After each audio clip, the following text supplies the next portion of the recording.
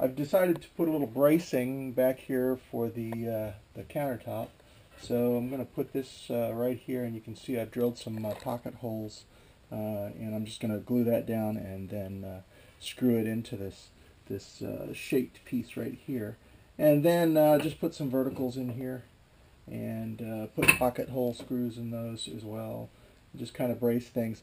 This is going to do two things. First of all, it'll brace this countertop a little bit, but also it gives me something to screw to. I'm going to put some plywood panels on the inside just to keep anything that's in here from banging against the tail section and the lights and the wiring and all that kind of stuff.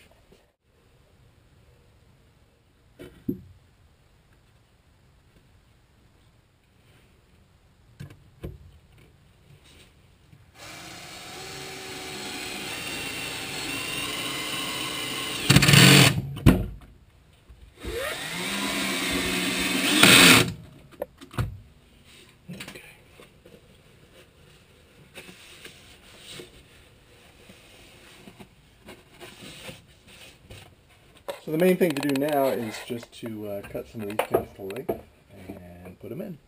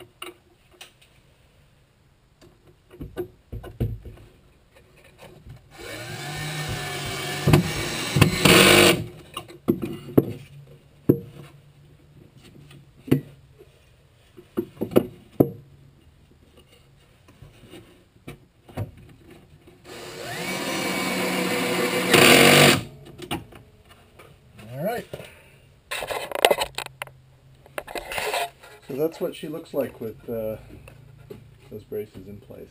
Probably going to put a couple on the back wall too, and then I'll be done. Okay, I got all the framing and supports in. I also went ahead and put the spars in across here, across the tail section. Now these are pretty heavy duty, and the reason I did that is because, I don't know, I just think that it's likely to get bumped and that kind of stuff back here, so I just wanted it to be pretty heavy duty. So the next thing to do is to skin this, and I'll probably do that tomorrow. And I got delivery today of my aluminum. So that's the aluminum for the tops and the sides and the back and everything like that. So I'm getting pretty close to putting that on. Once I put that on, then it's just some trim work and I'll be done. Okay, getting ready to put the plywood on right here, and so the plan is I'm going to put glue on this bottom section right here, get that nailed in, and then I'll glue the rest. I may change that midstream. I do that sometimes, but let's see how it goes.